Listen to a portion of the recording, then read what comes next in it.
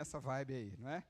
Quero mais uma vez agradecer você que nos visita nessa noite. Muito obrigado por sua presença, por estar conosco aqui nessa noite.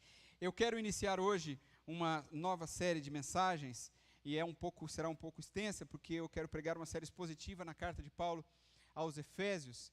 Então eu quero partilhar isso com você durante alguns domingos. Essa é uma carta extremamente poderosa. Então eu quero convidar você a meditar junto comigo em Efésios. O tema da série que preparei é graça. Nós vamos falar sobre isso. Aliás, este é um tema geral da carta de Paulo aos Efésios. Então eu quero partilhar isso com você a partir dessa noite. O tema da minha mensagem nessa noite é baseado em Efésios capítulo 1, do versículo 1 até o versículo 14, e o nosso tema é escolhidos, abençoados e amados. Eu quero sempre tentar trabalhar com 3 palavras no tema de cada mensagem e sempre com uma pergunta que possa nos direcionar. Mas antes de lermos o texto, eu queria falar com vocês sobre uma outra coisa. Um dos melhores livros que eu li na minha vida foi o livro Maravilhosa Graça, do Philip Yancey.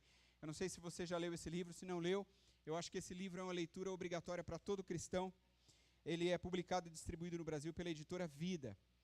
E esse livro, muito abençoado, ele chegou nas minhas mãos num momento muito difícil que eu estava vivendo, onde eu me sentia extremamente carecedor da graça de Cristo, aquela graça que nos alcança, mesmo quando nós nem queríamos ser alcançados.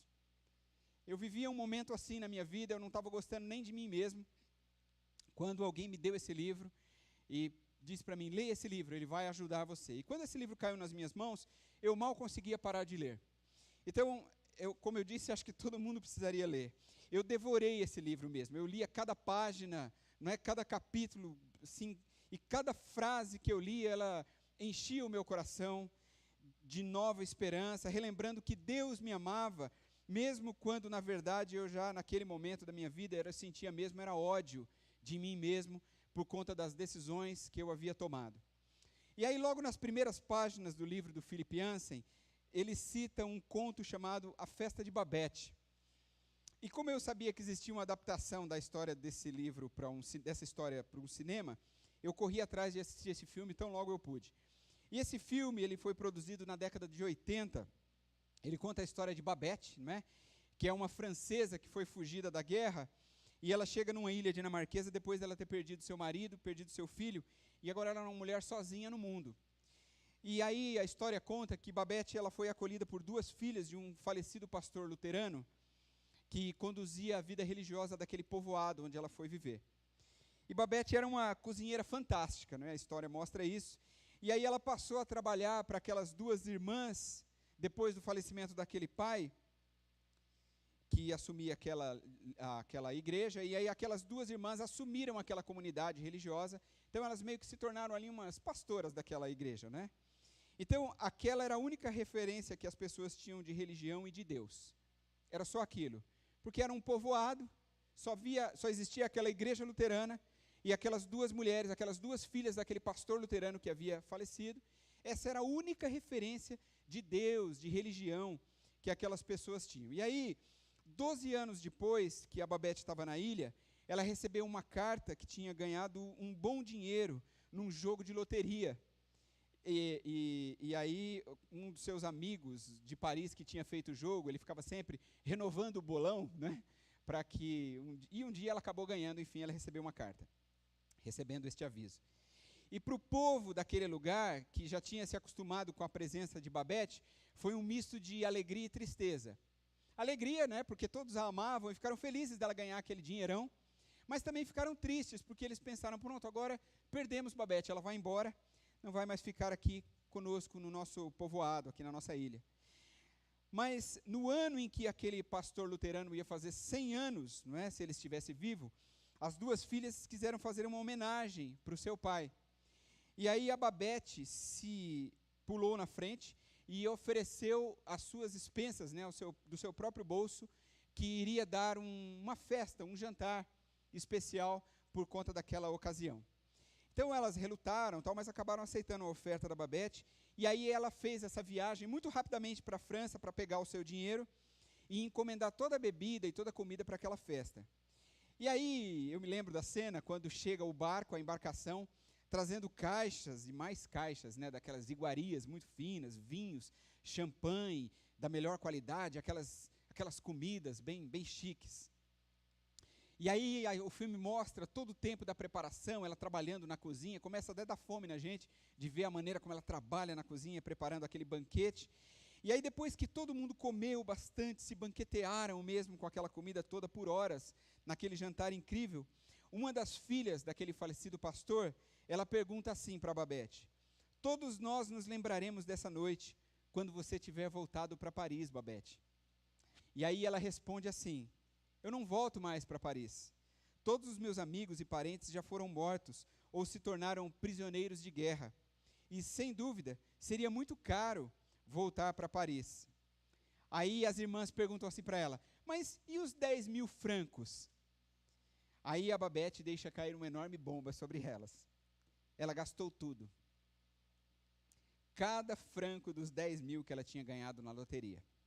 Ela gastou tudo na comida que eles tinham acabado de devorar em horas. E aí ela emenda, né, com a maior naturalidade. Ela diz assim para eles: não se assustem. Esse é o mesmo preço de um jantar para 12 pessoas num fino restaurante de Paris. Interessante. Não tem dúvida nenhuma de que A Festa de Babette, né, que foi escrita por um homem chamado Isaac Dinesen, não apenas é para nós uma história a respeito de uma excelente refeição, não é só isso.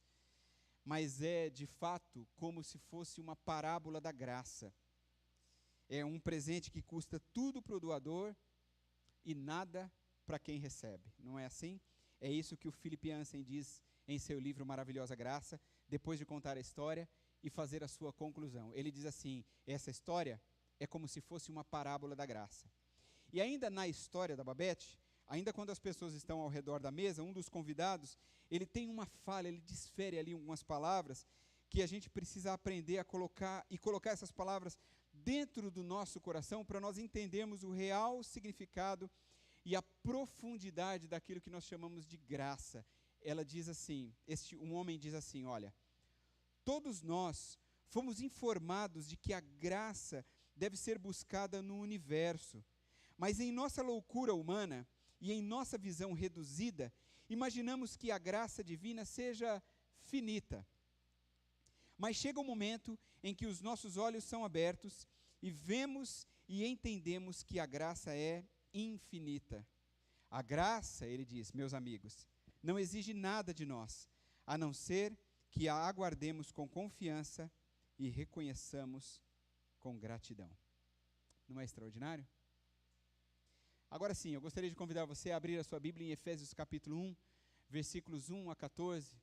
Você pode acompanhar aí na sua Bíblia de papel, na sua Bíblia digital, e nós vamos ler o que esse texto tem a nos ensinar. Nós vamos estudar Efésios, todos os seus capítulos, versículo a versículo, durante algum tempo. Paulo, apóstolo de Cristo Jesus, pela vontade de Deus, aos santos e fiéis em Cristo Jesus que estão em Éfeso, a vocês graça e paz da parte de Deus, nosso Pai, e do Senhor Jesus Cristo. Bendito seja o Deus e Pai de nosso Senhor Jesus Cristo, que nos abençoou com todas as bênçãos espirituais nas regiões celestiais em Cristo, porque Deus nos escolheu nele antes da criação do mundo para sermos santos e irrepreensíveis em sua presença. Em amor nos predestinou para sermos adotados como filhos por meio de Jesus Cristo, conforme o bom propósito da sua vontade, para o louvor da sua gloriosa graça, a qual nos deu gratuitamente no amado. Nele temos a redenção por meio de seu sangue, o perdão dos pecados de acordo com as riquezas da graça de Deus, a qual ele derramou sobre nós com toda sabedoria e entendimento, e nos revelou o mistério da sua vontade, de acordo com o seu bom propósito que ele estabeleceu em Cristo, isto é, de fazer convergir em Cristo todas as coisas, celestiais ou terrenas, na dispensação da plenitude dos tempos. Nele fomos também escolhidos, tendo sido predestinados conforme o plano daquele que faz todas as coisas segundo o propósito da sua vontade, a fim de que nós, os que primeiro esperamos em Cristo, sejamos para o louvor da sua glória. Nele quando vocês ouviram e creram na palavra da verdade, o evangelho que os salvou, vocês foram selados com o Espírito Santo da promessa, que é a garantia da nossa herança até a redenção daqueles que pertencem a Deus para o louvor da sua glória. Amém? Vamos orar? Senhor, nós agradecemos por tudo que nós já experimentamos do Senhor nessa noite, por todas as músicas que cantamos, que refletem o amor e a bondade de Deus sobre nós, pelas orações que levantamos, pelo clamor, pela ceia do Senhor, que representa o sacrifício por nós. E agora pedimos que continue a falar conosco, através deste texto extraordinário escrito pelo apóstolo Paulo, inspirado pelo Espírito Santo, e que chega até nós nessa noite, tantos anos depois, fazendo o mesmo trabalho, a mesma transformação, convidando para o mesmo desafio, e ensinando sobre a vida, o exemplo, a majestade e, acima de tudo, a graça e a intervenção de Jesus Cristo, nosso Senhor. Que Ele seja louvado e que nós possamos entender a sua palavra em nome de Jesus. Amém. Paulo, apóstolo de Cristo Jesus, pela vontade de Deus aos santos e fiéis em Cristo Jesus que estão em Éfeso, a vocês graça e paz da parte de Deus, nosso Pai, e do Senhor Jesus Cristo. Assim estão escritos nos primeiros 2 versículos de Efésios capítulo 1. Você já parou para pensar que domingo após domingo, culto após culto, nós ouvimos sobre graça? De alguma maneira, esse assunto sempre acontece nos nossos cultos. Nós somos cobertos por graça o dia todo. Ela acontece cada vez que os nossos olhos piscam. Sim, cada vez que o nosso coração bate. É verdade. Experimente ficar sem piscar em 1 minuto, com o seu olho parado. Vai começar a ficar terrível, não é? É graça quando você pisca. É graça. O seu coração pulsando aí, a sua respiração. Isso é graça derramada sobre nós. Ela está presente no céu, na terra, no mar, na vida vegetal, na vida animal, na vida humana. Nós existimos por causa da graça. E é interessante que ela vem em enxurradas sobre as nossas vidas o tempo todo. E muitas vezes a gente nem se dá conta de que ela está lá, mas ela está. Então a graça é assim, a graça ela é livre de pagamento. É livre de pagamento, não tem carnê para você pagar pela graça. Não tem restrições, não tem preferidos para que a graça seja derramada. Ela é sem compromisso. Você não precisa dar nada em troca para que a graça venha sobre você. É como se fosse uma oferta da casa.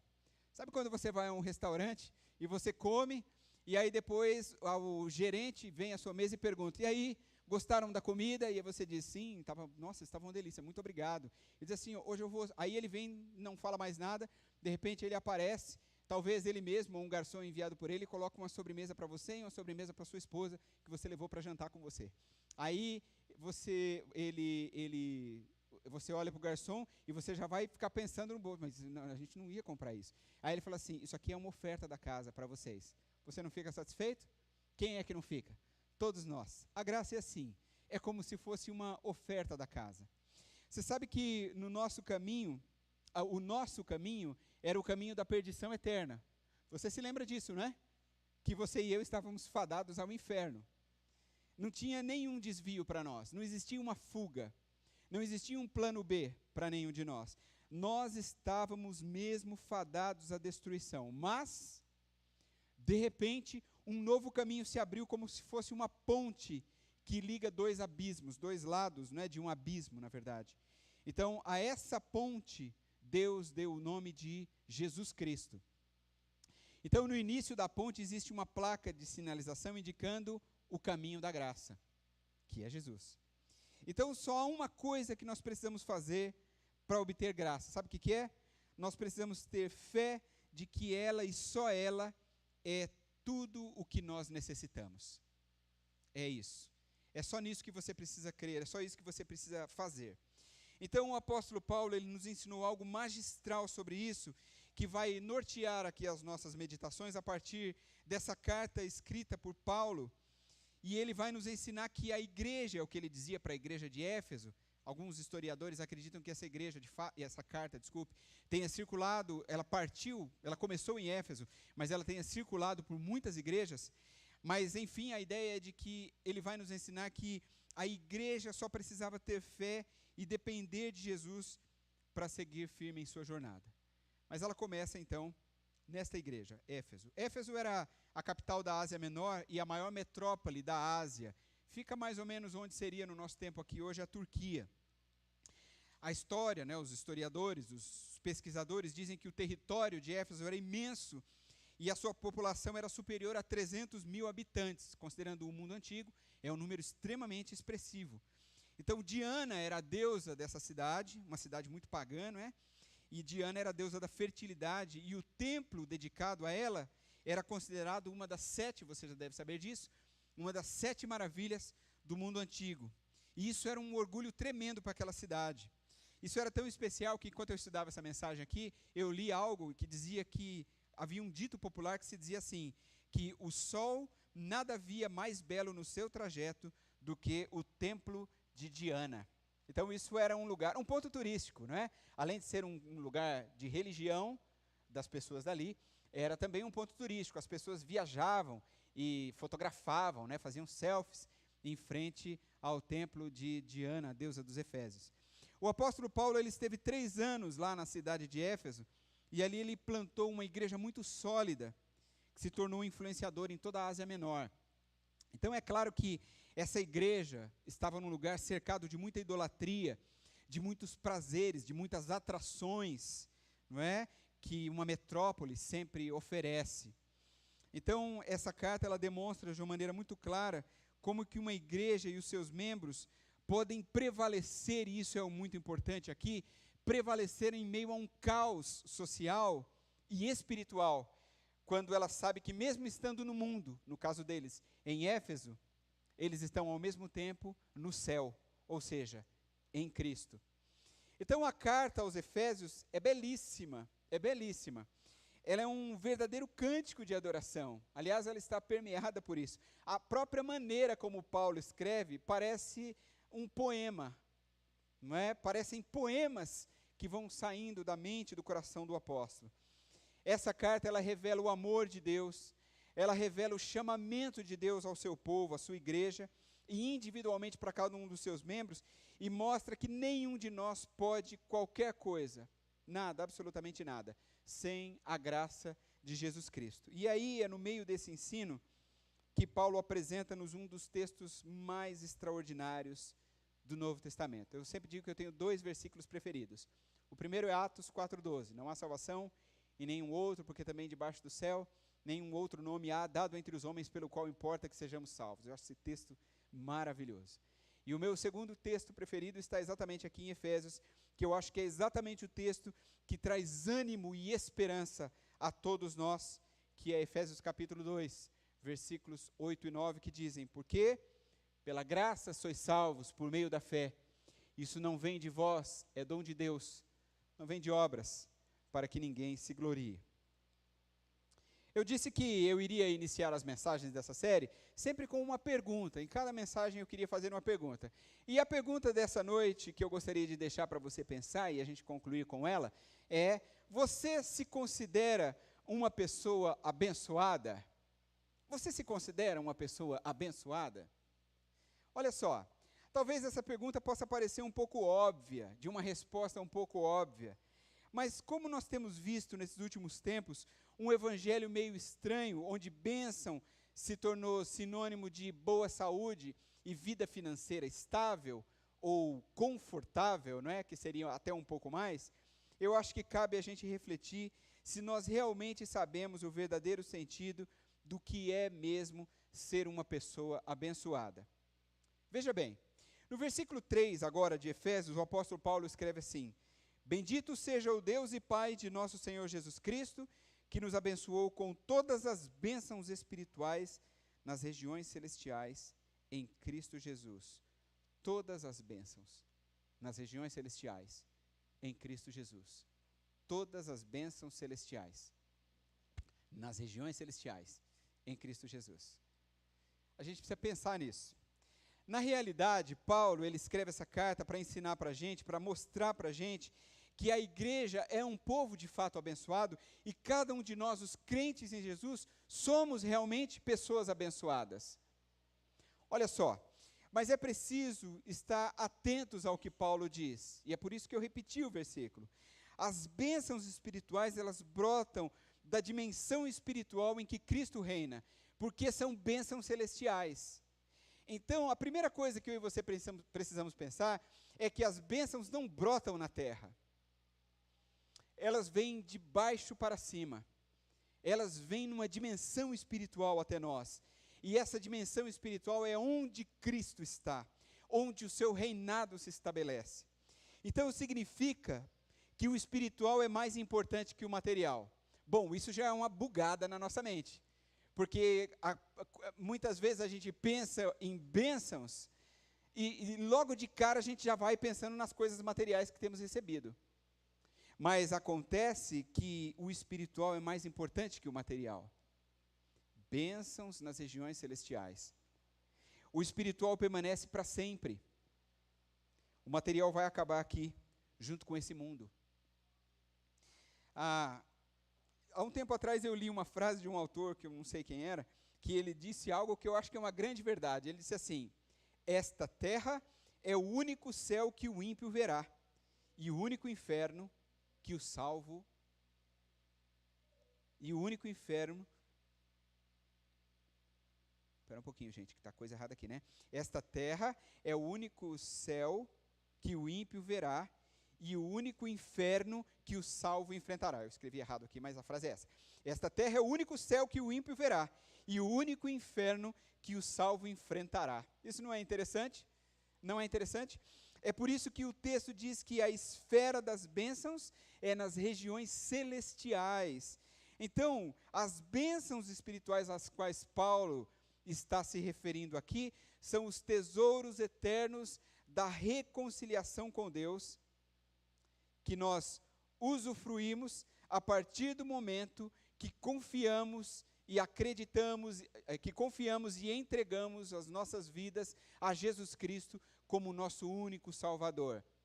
Esta reconciliação, porque o pecado nos separou de Deus, mas essa reconciliação que temos com o Senhor produz em nós agora bênçãos espirituais que antes não tínhamos.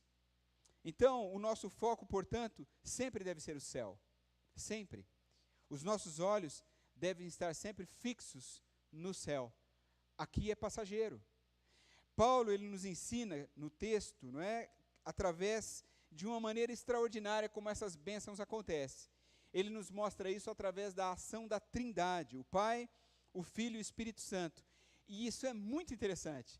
Ele vai mostrar para nós que a Trindade trabalha em nosso favor a respeito dessas bênçãos espirituais. Entender isso é algo muito importante para que a gente possa revigorar aqui a nossa fé e possamos ter uma palavra para as pessoas que nós desejamos alcançar, para que elas não tenham uma compreensão errada a respeito do Evangelho. O que eu estou querendo dizer é que quando você vai evangelizar as pessoas, você não caia no engano de dizer, aceitando a Jesus, tudo vai se resolver na sua vida. Não é assim que funciona, não é. Muitas pessoas têm feito isso, têm dito assim, mas não é isso. A questão é que nós estamos tratando de coisas das regiões celestiais. Então, talvez as lutas vão continuar. Eu tenho conversado com algumas pessoas e eu percebo que as pessoas estão se esforçando, orando mais, lendo mais a Bíblia. Conversei com muitas pessoas nos últimos dias, fiz vários aconselhamentos e várias dessas pessoas que eu falei, elas disseram isso. Eu tenho orado, eu tenho buscado a Deus, eu tenho lido a Bíblia, eu tenho incentivado, depois eu mando mensagem, perguntei como é que está, falei, sim, estou fazendo, e eu sei, e as lutas continuam, percebe? Então, não estamos vendendo facilidades, não estamos. Então vamos ver o que o texto nos ensina sobre isso. A primeira coisa que eu vejo aqui no texto, que Paulo vai nos mostrar, é sobre as bênçãos do Pai, as bênçãos de Deus Pai.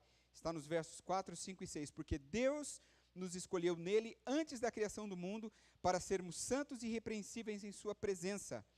Em amor nos predestinou para sermos adotados como filhos por meio de Jesus Cristo, conforme o bom propósito da sua vontade, para o louvor da sua gloriosa graça, a qual nos deu gratuitamente no amado.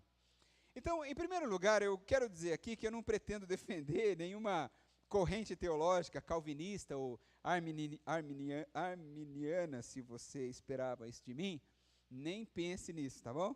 Mas eu quero trazer aqui, à luz do texto, o amor de Deus, como o amor de Deus se processa em meio a esse texto. Então eu não me interesso aqui de maneira alguma a conduzir você às minhas convicções pessoais, embora eu as tenha, porque eu acredito que você pode tanto seguir uma corrente como a outra, fique à vontade para isso, mas eu quero que você olhe para o texto a partir do que nele está escrito. A primeira coisa que eu acredito que nós precisamos observar aqui é que Deus nos escolheu por seu grande amor.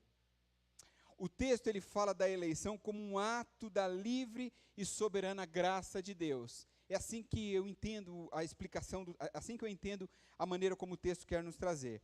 Eu acho que em momento algum Paulo trata aqui da questão da eleição como um tema para discussões acadêmicas. Eu não acho que ele tinha isso em mente ao escrever. Essa doutrina da eleição ou da predestinação não é colocada aqui em oposição às questões da evidência da livre vontade do homem. Eu não acho que é isso. Na verdade, eu acho que envolve mesmo é como se fosse um paradoxo mesmo, né? Que o Novo Testamento ele não procura resolver os problemas que as nossas mentes tão finitas não podem compreender na sua profundidade, não é verdade? Então, Paulo, eu acho que ele enfatiza aqui tanto o propósito soberano de Deus, quanto o livre arbítrio do homem, ou este arbítrio do homem, se você preferir assim. Eu creio que Paulo ele está dizendo que Deus tomou o evangelho da graça e ele ofereceu esse evangelho a todas as pessoas. E aí, para que aqueles que aceitaram mesmo o evangelho, ele apresentou a doutrina da eleição. Talvez esse caminho seria o caminho mais suave para a gente trilhar aqui, não é? Ou de um entendimento mais fácil. E Deus ele fez assim justamente porque ele tem o domínio sobre todas as coisas. Tudo obedece a um plano que Deus tinha antes da fundação do mundo, como diz o texto. Ou seja, tudo, absolutamente tudo, já estava sob o controle de Deus. Ele já sabia de tudo. Deus já sabia de mim antes da fundação do mundo, de tudo que eu iria atravessar nessa vida. Ele sabe o dia que eu vou morrer. Deus sabe todas as coisas. Isso já estava escrito. Então, Paulo nos ensina que o homem não pode ir a Deus, não é? É Deus quem vai ao encontro do homem. Então não há nada que eu e você possamos fazer. É Deus que vai na nossa direção. Nós fomos escolhidos para crer em Jesus, acreditar nesse sacrifício. Quando celebramos a ceia aqui agora há pouco, nós fizemos isso. Alguém viu Jesus? Alguém estava lá no dia da crucificação? Alguém estava no dia da ressurreição? Alguém viu Jesus fazendo algum milagre? Você sabe como era o rosto de Jesus? Nós não temos a menor ideia de nada disso. Nós cremos nisso. Pela fé nós acreditamos em tudo isso. Ele nos chamou para viver uma vida de santidade, baseados nesta crença. Então, não fomos escolhidos porque em algum momento nós fomos obedientes, porque a gente foi bonzinho. Nós fomos escolhidos para sermos obedientes. A gente não foi chamado por Deus por nossos méritos, porque a gente é legal, não é porque eu sou um bom pai, honesto e trabalhador, porque você é uma mãe dedicada, uma esposa amada, não é porque os seus filhos são obedientes, não tem nada a ver, porque você é um trabalhador correto no que você faz, isso não tem a menor influência em relação ao que estamos falando aqui. Na verdade, nós fomos chamados justamente por causa dos nossos deméritos. É porque os nossos pecados iam levar a gente para a perdição e para a morte. Porque o nosso interior, o homem é mau por natureza, não é? Então, por causa disso, dessa nossa fraqueza, dessa nossa insuficiência, impotência de resgatar-nos a nós mesmos, é que Deus interveio com o seu Filho e promove essa transformação através do seu amor e misericórdia, graça. Lembram-se de Romanos 8, 33 e 34? Quem fará acusação alguma contra os escolhidos de Deus? É Deus quem os justifica, e ponto final. Quem os condenará? Quem pode condenar a outra pessoa? Foi Cristo Jesus que morreu. Foi você que morreu? É como se Paulo estivesse dizendo, foi você que morreu? Não foi. Foi Cristo Jesus que morreu, e mais, ele diz, que ressuscitou e está à direita de Deus e também intercede por nós. Amém? Uma outra coisa que eu vejo aqui é de que Deus nos escolheu para nos aperfeiçoar. O texto diz que nós fomos escolhidos para ser santos e irrepreensíveis na sua presença. Então nós vivemos num processo de aperfeiçoamento que só Deus o Pai, através do seu grande amor e dessas bênçãos graciosas, pode nos compreender. Porque só Deus mesmo. Porque, fala a verdade, porque se fosse por nós mesmos, não é verdade? Porque a gente é muito imperfeito, a gente dá mancada todo dia. Então não pode ser por nós, não tem como ser por mim, não tem como ser por você. Porque amanhã você vai pecar, amanhã você vai falhar, alguma coisa vai acontecer, a natureza pecaminosa vai te puxar de alguma maneira. Então não tem como.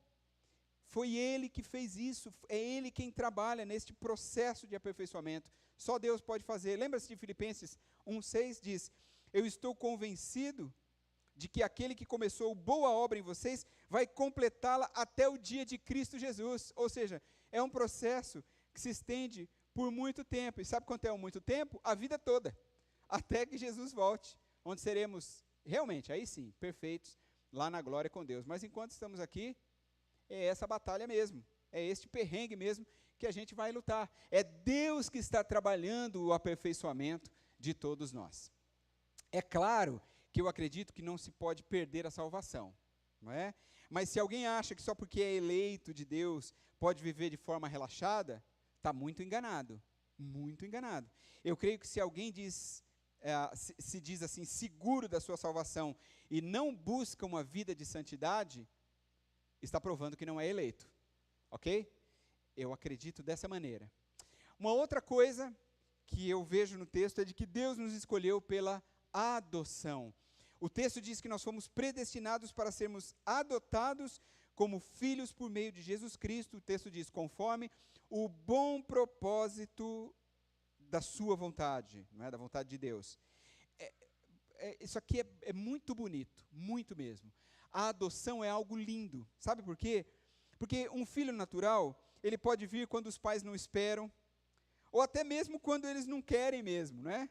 Ou ainda quando não se sentem preparados. Não era ainda o momento, mas, né? Agora que já engravidou, né? Já engravidamos, então vamos em frente, né? Agora vamos ter que encarar, né? Vamos para frente, né? Deve ter sido isso aí que o Moacir falou. Ó, é o terceiro, vamos em frente, né? Vamos lá, né? O Valdete, né? É o sétimo, vamos em frente, né? É brincadeira, Valdete. Deus abençoe, né? Agora, é muito interessante a gente pensar, né? A adoção é algo consciente. Isso não é maravilhoso? Enfim, é uma escolha, é um ato de amor. Adoção não é assim, de repente a gente adotou. Quando eu vi, passou pelo portão. Não é. Como que é a adoção? É uma decisão, o casal diz assim, vamos adotar. E aí eles vão e passam por todo aquele processo para que aconteça uma adoção. É um ato voluntário, uma decisão que se tomou.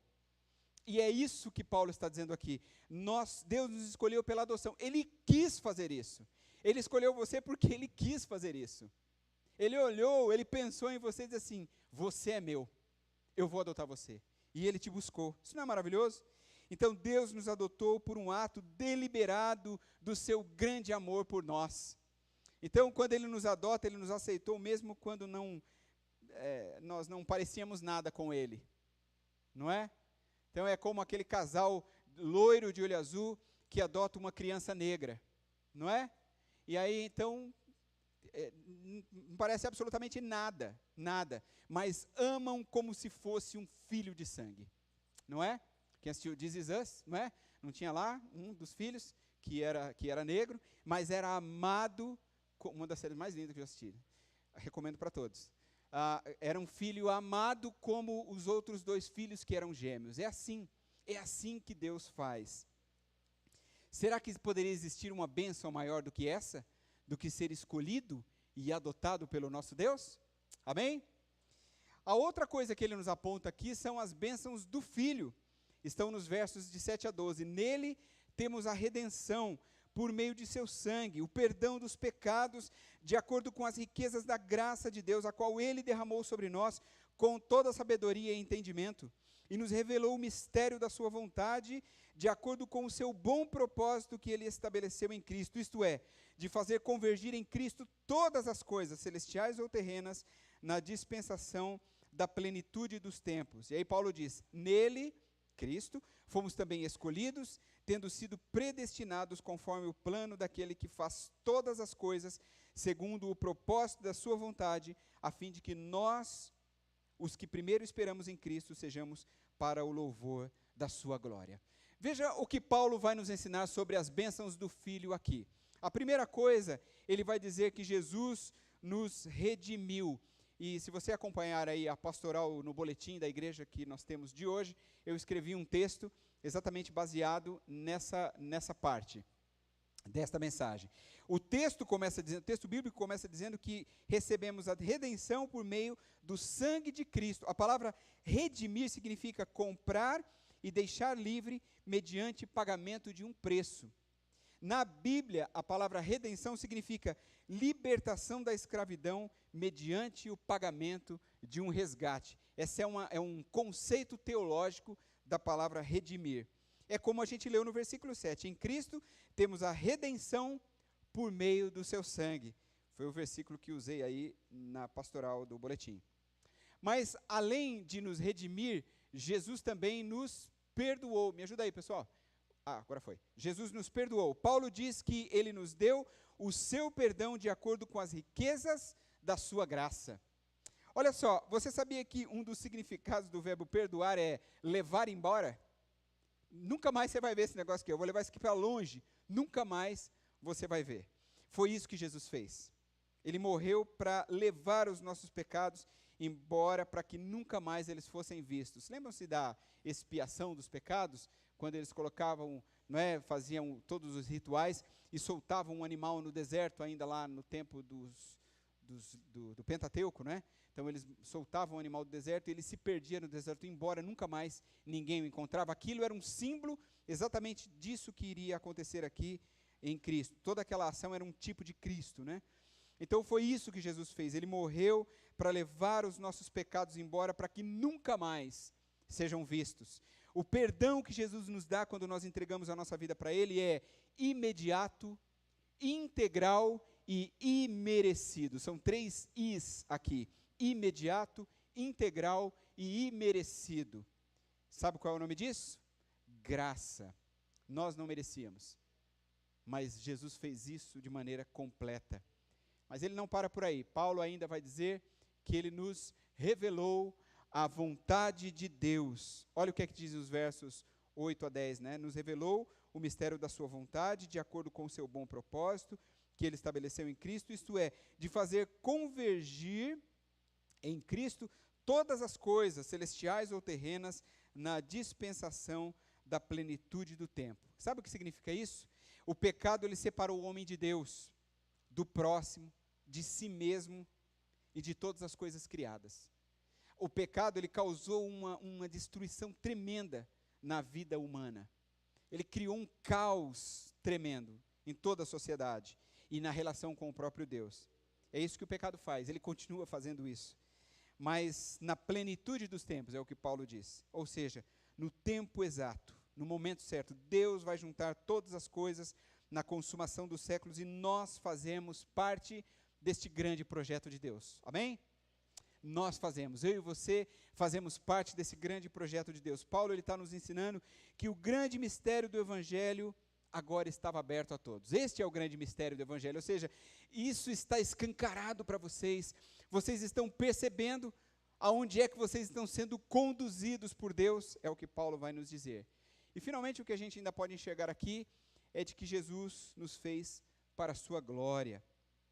Então, os versículos 11 e 12 dizem que fomos escolhidos e predestinados debaixo da sua soberana vontade, a fim de que sejamos e existamos para o louvor da sua glória. Isso é muito importante para que a gente não ache que a gente é bom, Tipo, cheguei num patamar, num nível de santidade assim, top, Então, agora, estou em outra escala aqui na igreja, Pode me olhar já, mais elevado agora, Aquela levantadinha de pé, como a gente falou naquele curso aquela vez, Então, nada disso.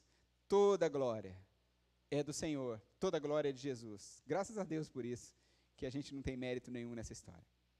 Bom, mas é a Trindade, né? Então, são as bênçãos que vêm do Pai, as bênçãos que vêm do Filho, mas também temos as bênçãos do Espírito Santo, e Paulo aponta isso nos 2 versículos finais, os versículos 13 e 14. Então, 2 figuras incríveis que retratam aqui como nós recebemos as bênçãos do Espírito Santo de Deus nas nossas vidas, quando nós nos rendemos à sua salvação e à sua atuação em nós, que são o selo e a garantia.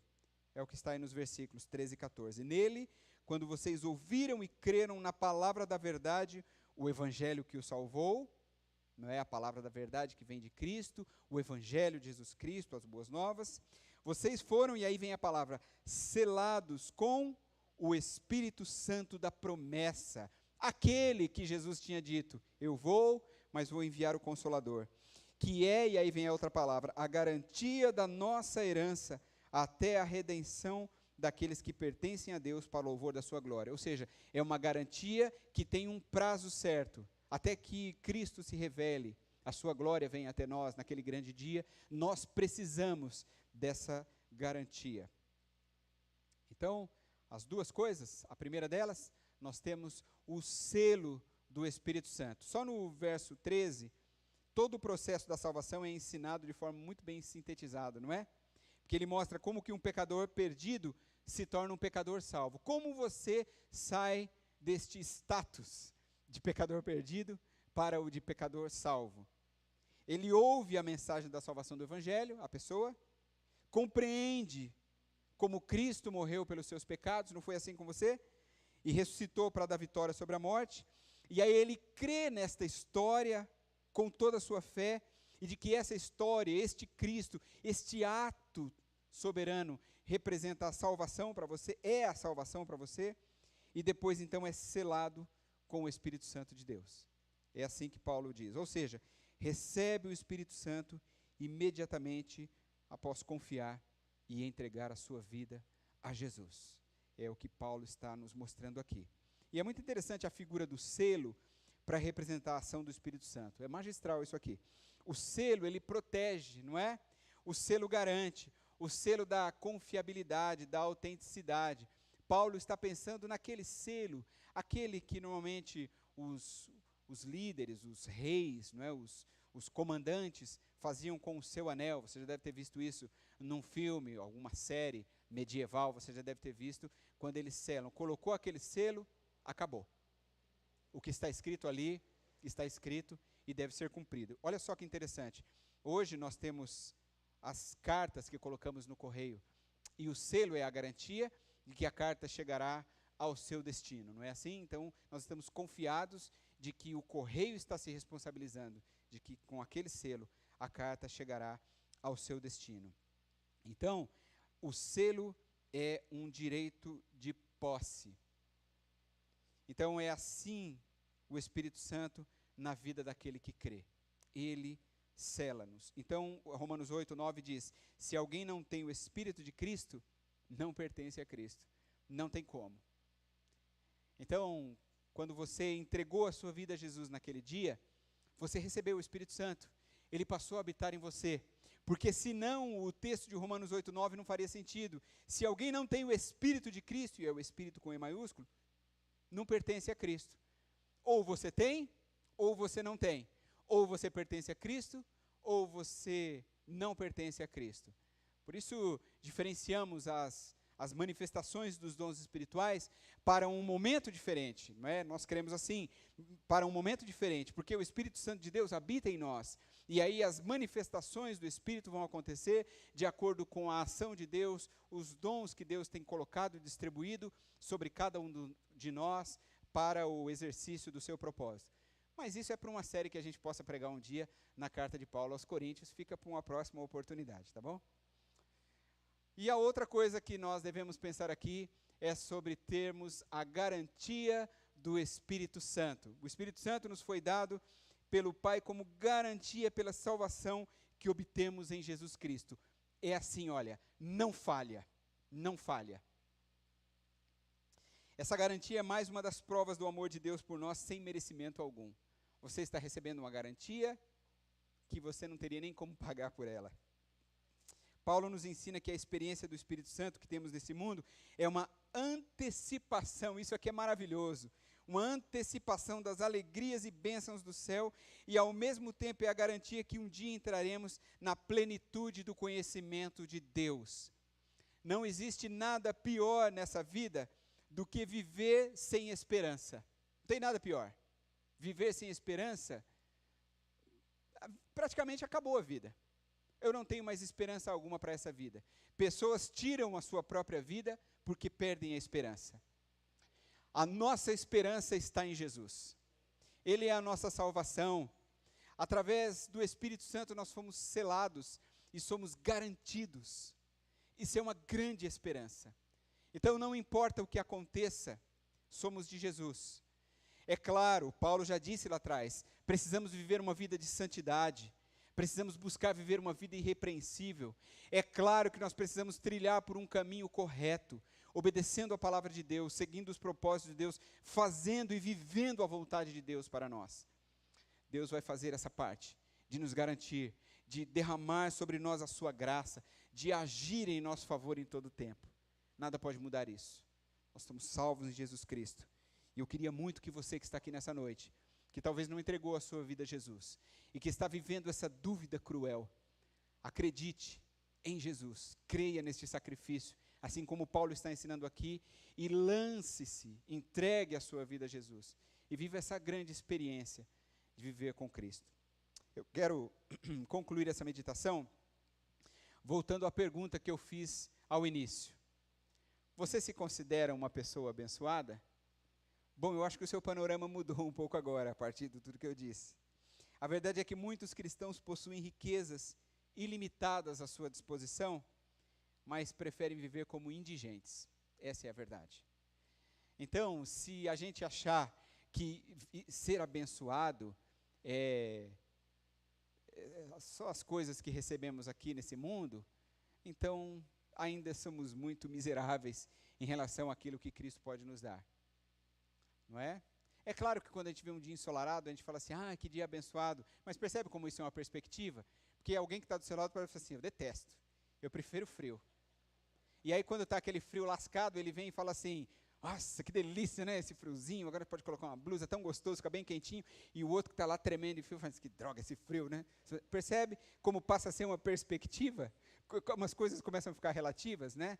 Então, ou por exemplo assim, recebi uma promoção no emprego, então, só que bênção, graças a Deus. Teve aumento de salário? Teve, aumentou R$100, mas eu estou tão feliz porque fui reconhecido e tal. Mas o outro tem uma perspectiva assim, e aí teve um aumento aí, uma promoção, recebi uma promoção, e aí como foi? Eles deram R$500 de aumento para mim, você ficou feliz? Mais ou menos, eu acho que merecia pelo menos uns 1.000, né, pelo tanto que eu trabalho, pelo tanto que eu faço, né? Percebe? Nós somos assim.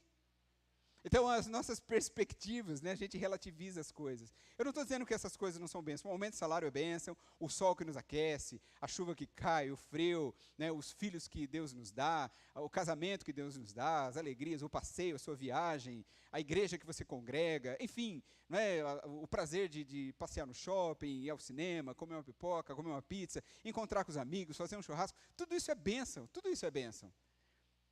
O nosso trabalho, a alegria de contribuir de alguma maneira, todas essas coisas são bênçãos.